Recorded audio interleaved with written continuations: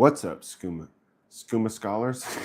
What's up, Summa Scholars? Here we are again, taking up question 23, Article 5 about predestination in the Summa Theologiae by Thomas Aquinas. Today is the feast of St. Agatha, and I have not been working today. I've been enjoying the feast, and I also have to go somewhere tonight. I'm trying to go to a rabbinical talk tonight at a venue up the street. So I'm going to run through this as quickly as possible.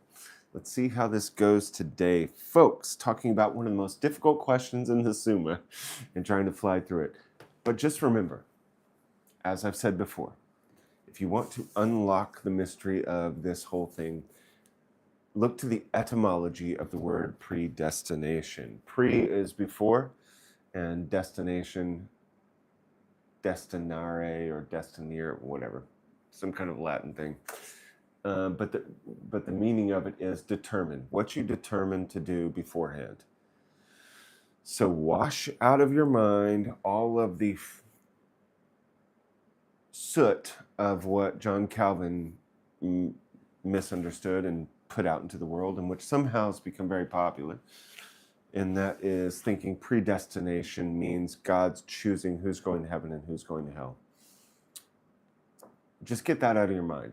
Forget the word predestination and just think determined, what you've determined to do beforehand as your end goal in a show.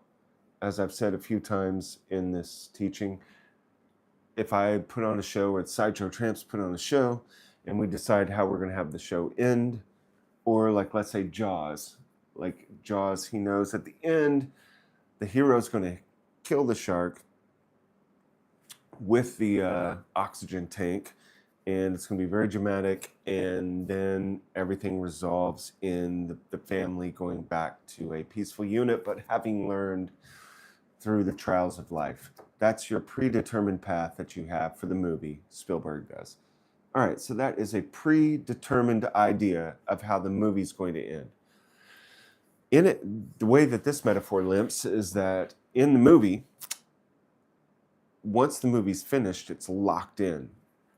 Also, it will be true in eternity that everything that we've done on this earth is locked in from God's perspective. But just to understand this, Thomas's teaching on predestination, take into account the concept that he knows how he wants it to end and what that state is. And then our free will determines exactly how much of that is fulfilled. But the end goal is beatitude. Essentially, predetermination or pre-thought out plan for the end goal is God wants beatitude. That's it. God wants beatitude. He wants us to share in his life. That's all that predestination is talking about. How we get there, who gets there, is a whole other question. That's a whole other question. What this is determining or talking about is that God has determined what our end state is to be. For those who choose him, it is that they share in his life, aka beatitude. For those who don't, it's that they get to live the whole their eternity. And there's a lot of arguments that can happen about Balthazar. I always forget his name. Balthazar's question about dare we hope all men be saved and universalism and all that. But let's just put that aside. Let's say that there's eternal hell for some people, and they get to choose to be alone and live in a state of bitterness. Some people are already doing that. They're starting that process now. They want to be alone. They want to be bitter. They don't want their neighbors to bother them. I'm kind of somewhere in the middle. I also don't want my neighbors to bother me unless I specifically choose for them to. And that's just not how it works in this life. But the point is, we all are choosing how much of that end state we partake in. Just like the metaphor I gave about giving a show, and the people in the room will receive as much as I give depending on how they have prepared themselves for the show, or whether they're talking to some girl in the back, or whether they're drunk, or whether in the bathroom, or whether they know music well, or whether they know my music well. All that determines how much they'll receive of it. Okay, so keep that in mind as we read on about predestination. Here we go. It is, however, manifest that I'm finishing up where we left off yesterday at the end of the page. It is, however, manifest that what is of grace is the effect of predestination, and this cannot be considered as the reason of predestination, since it is contained in the notion of predestination. Remember, we are in Article 5, and the question is whether the foreknowledge of merits is the cause of predestination. It can't be when we define it the way I just did, that predestination is God's idea of the goal, the end result. And that's it. Just that we should achieve beatitude. So the question he's asking here, to clarify the question, is whether our merits determine anything, whether foreknowledge of merits is the cause of consideration. And no, it is not. The cause is God's goodness, that we should share in his life. Therefore, if anything else in us be the reason of predestination, it will be outside the effect of predestination. Now, there is no distinction between what flows from free will and what is of predestination. And there is not distinction between what flows from a secondary cause and from a first cause. For the providence of God produces effects through the operation of secondary causes, as was shown above in question 22, Article 3. Wherefore, that which flows from free will is also of predestination. That's why he said earlier, this is in the previous page, but these seem to have drawn a distinction between that which flows from grace and that which flows from free will, as if, it's Thomas getting his teenage girl on, as if the same thing could not be from both. He's saying that the same thing is from both, that God's transcendence is such that both free will and his will are all in one flow, in one act. All right, let's continue. Now there is no distinction between what flows from free will and what is a predestination. That should shock some people if you hear that right off the bat.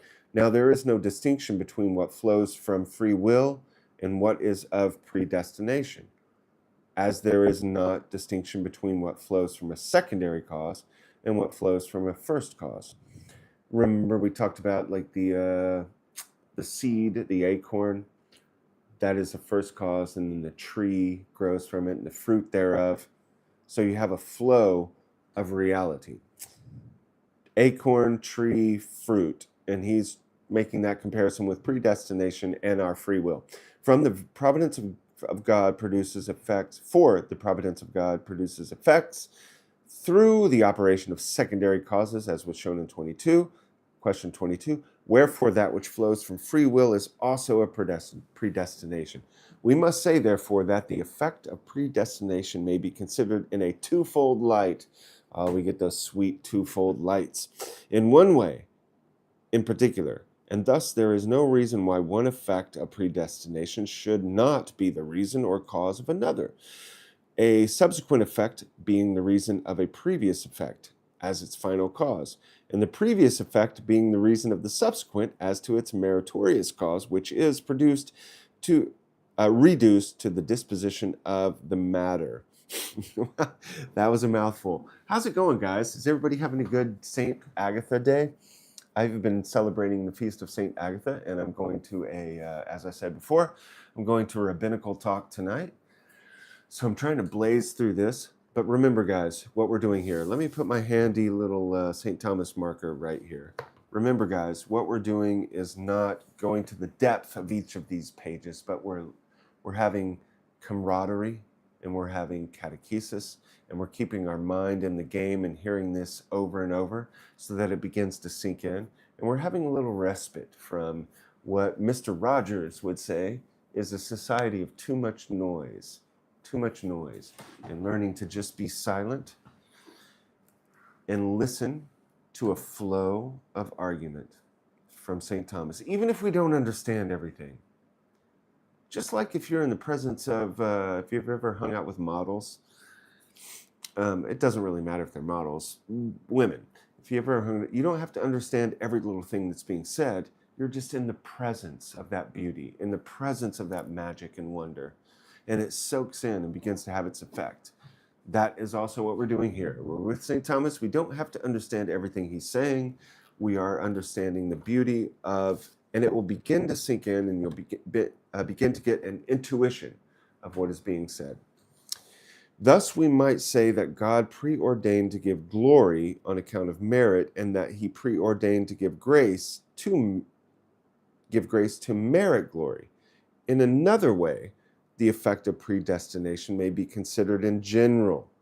Thus, it is impossible that the whole of the effect of predestination in general should have any cause as coming from us, because whatsoever is in man disposing him towards salvation is all included under the effect of predestination, even the preparation for grace. For neither does this happen otherwise than by divine help, according to the prophet Jeremiah, "Convert us, O Lord, to thee, and we shall be converted." Okay, again, man, it's so easy to lose the thread of what's happening here. It all makes sense if you understand that what's being said is God has an end goal, an end place. The final, what just leapt to my mind is some of those shows where, like Survivor or something like that, they have an end goal that they already know before the season starts. They're going to give away $1 million. And this is going to be the final challenge. They already know that. It's predetermined. What they don't know is who's going to end up winning and how they're going to get there and all the quirky things that happen on the way over. For God, it's not that way because he has foreknowledge, but to understand predestination, as Thomas is describing it, as opposed to John Calvin, is to see the only thing that word means is predetermined end. The predetermined end is the beatification of humanity. And then we are using our free will within that to bring about this final end. Some being receiving glory and some receiving reprobation. So predestination means that he is predetermined that there will be glory and there will be reprobation. It's not that he's determining our free will and who gets there and who doesn't. It's that the end goal is predetermined. Just like in the TV show Survivor, they know that they're going to give away $1 million, and they know that the last challenge will be this or that challenge that they've already determined, but then the whole game starts and is played. But what this word predestination means is the end goal, which is glory or reprobation. Convert us, O Lord, and we shall be converted. Yet predestination has in this way, in regard to its effect, the goodness of God for its reason, towards which the whole effect of predestination is directed as to an end, and from which it proceeds as from its first moving principle. All right, now he's going to start replying to objections, and we're going to move into, after that, Article 6 will begin and finish tomorrow. Reply to objection 1. The use of grace foreknown by God is not the cause of conferring grace, except after the manner of a final cause, as was explained above. Again, you're going to have to hear these things over and over for it to sink in, and that's fun. I remember being in Dr. Rebard's class at the University of St. Thomas in Houston and hearing Thomistic stuff at first, and it was gobbledygook. But now it has begun to sink in, at least to the level in which it has. And man, the sun's going down here. We're getting close to the end of the day. And I'm going to go down and eat a pizza I made. And then I'm going to go and see a rabbinic talk and maybe meet some friends. Reply to objection 1. The use of grace foreknown by God is not the cause of conferring grace, except after the manner of a final cause. Remember, final cause is just that, your predetermined goal, your goal. The final cause is the goal. This is all teleological, this word predestination. Reply to objection 2. Predestination has its foundation in the goodness of God as regards its effects in general. Considered in its particular effects, however, one effect is the reason of another, as already stated. Just like the acorn in the tree, one effect is the cause of another. The acorn causes the next, causes the leaves and the branches and the trees. So God has set into motion our free will, and it's playing along but it's moving towards a goal. It is not just random, as the materialist atheist would want you to believe. What is being said here is there is a flux and a flow and a challenge and a chaos in a sense, but that it is all funneled towards a final goal, and it will reach that goal. If you take a bunch of marbles and you throw them down a funnel, they're going to go click, click, click. But one thing is for sure, they're going to end up going down the hole in the funnel. And one thing's for sure about this life. You choose this, you choose that. One person chooses to take a gun and shoot someone. One person chooses to listen and help heal someone. Different choices. But one thing's for sure. All those choices are going to click, clack, click, clack, click, clack down the funnel to one or two things, which are predetermined: reprobation or glory. And the amount of each will also be determined by the people's choices. So there's a goal, and then there's a degree of the goal. The goal itself, not the degree of the goal, but the goal itself is what is being discussed here in this question with predestination. It's a predetermined goal. Reply to objection 3. The reason for the predestination of some and the reparation of others must be sought for in the goodness of God. Thus he is said to have made all things through his goodness, so that the divine goodness might be represented in things. I don't like the use of the term "so that." If Thomas were here, we'd have a little chat about it. It says that thus he is said to have made all things through his goodness, true, so that the divine goodness might be represented in things. Let me just push back on Thomas a little bit and clarify it. It's so that sounds like God was in eternity, and he was like, I really want that my goodness be represented in things. How can I do that? I'll create this whole world and all of these things so that divine goodness might be represented in things. I don't see it that way. There's no so that. So that is space-time language. It's causal language. It seems to me, in the deity, it's not so that. It's just what he eternally is. He is eternal self-giving within himself. Father to the Son, Son receiving the fullness of the Father, the love relationship between them spirating the Holy Spirit, and that's an eternal reality. And that gift spills over like the Shabbat cup. As the wine spills over, as they're giving the bracha for the Sabbath. That is just spilling over. And that spillover is our universe, or perhaps other universes. Who knows? But it's spilling over in life, in gift.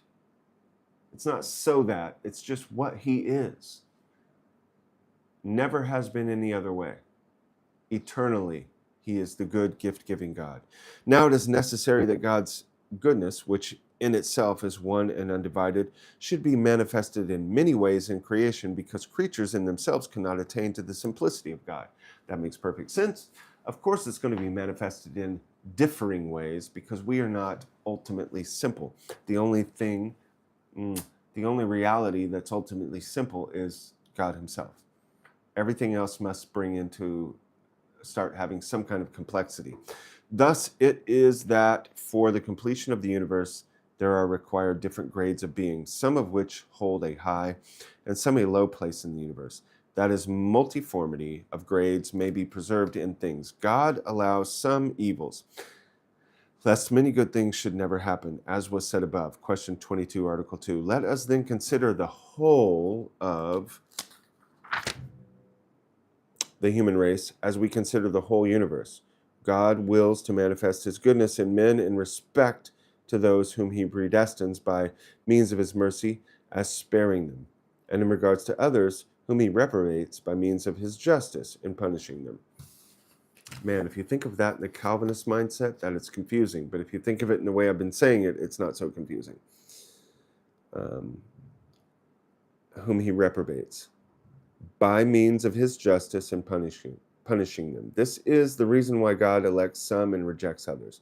To this, the apostle refers, saying in Romans 9:22, that if God, willing to show his wrath and to make his power known, endured with much patience vessels of wrath, fitted for destruction, that he might show the riches of his glory on the vessels that he might show the riches of his glory on the vessels of mercy, which he hath prepared unto his glory. And then 2 Timothy 2:20, but in a great house there are not only vessels of gold and silver, but also of wood and of earth, and some indeed unto honor, and some unto dishonor. Yet, why he chooses some for glory and reprobates others has no reason except the divine will. Whence Augustine says, and again, that's so confusing if you don't hear it in the way that I said it. It sounds very Calvinist. Don't presume that there's going to be such a thing as glory and reprobation. If you presume that, then this doesn't make sense. But if you see, let's picture God in all of eternity by himself, and he overflows. He has determined that there should be glory or reprobation. That's his divine choice. If you presume that to be the case, then it sounds weird that he says he's choosing glory and reprobation. Because it sounds in your mind like he's choosing it for you and for me. But that's not what's being said here. He has chosen that there should be glory, and he has chosen that there should be reprobation. And we choose at which door we go through, which slot we fall into. Thus, too, in the things of nature, a reason can be assigned, since primary matter is altogether uniform. Why one part of it was fashioned by God from the beginning under the form of fire, another under the form of earth, that there might be a diversity of species and things of nature. Yet why this particular part of matter is under this particular form and that under another depends upon the simple will of God. As from the simple will of an artificer, it depends that this stone is in part of the wall and that in another, although the plan requires that some stones should be in this place and some in that place. He's just saying what we've been saying. I, as the musician, have chosen that my song goes a certain, Lady Vodka goes a certain way, or Montrose Boulevard Blues, or whatever, it goes a certain way. And I've chosen that my show ends a certain way. Why? I know, but you don't know. It's just your part to go in and enjoy the show. So also in this show we're in, God has chosen that there be different animals and flying creatures, and the rhinoceros. What is that in Woody Allen's movie Midnight in Paris, where he has the artist who did Consistency of Time or Persistence of Time. Oh my gosh, I'm blanking on his name. I wish you could shout through the screen. Why can't we get the chat up? Who did Persistence of Time? Come on, the weird mustache. He also did the cross from the top looking down from the father's perspective. Anyway, he's saying, does the rhinoceros think the female rhinoceroses are beautiful? Or maybe it's hippopotamuses. Why God has created all these things, we don't know. Just like any artificer, that's what he's saying. Artists are doing artists. The artist's going to artist.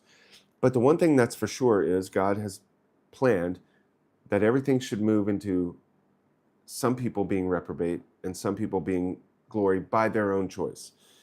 And some in that place. Neither on this account can there be said to be injustice in God. If he prepares equal lots, there's an important phrase, equal lots.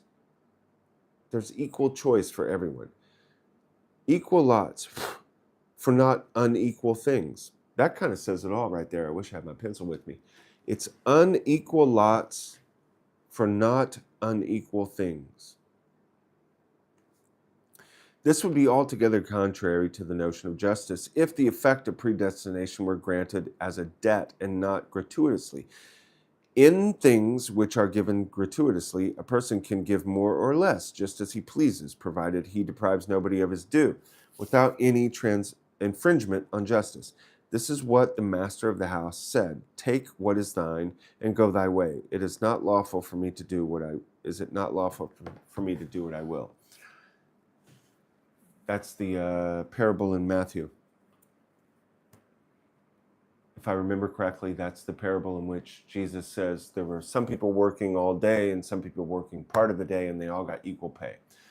The person who is paying is completely just in giving from his generosity to the earlier people and not to the later. Very confusing scripture, and fortunately, we're not going into the depth of it right now. Let's see, 26 minutes. This one's going longer than ever, and I'm trying to do it short. Article 6, whether predestination is certain. Objection 1 from Ralph. It seems that predestination is not certain because on the words, hold fast that which thou hast, that no one can take thy crown. Revelation. Augustine says, another will not receive unless this one were to lose it. Hence, the crown, which is the effect of predestination, can be both acquired and lost. Therefore, predestination cannot be certain. Boy, this is going to be really interesting to see how Thomas works this one. Interesting question, Ralph. Let's go on to Larry.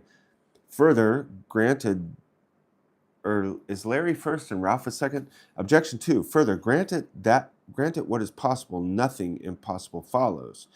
But it is possible that one predestined, Peter, may sin and then be killed. But if this were so, it would follow that the effect of predestination would be thwarted. This then is not impossible. Therefore, predestination is not certain. All right, we'll get into this interesting little swamp of a question tomorrow. Tomorrow's Friday. And right now, I am going to go down and eat a pizza and finish my evening and then go to a rabbinic talk. Looking forward to it. Guys, remember, this is all straw. This is the stuff St. Thomas wrote, but he stopped writing after he had an experience in prayer. Long hours in prayer. So go, I say, and do that likewise. Have a good night, guys. Peace.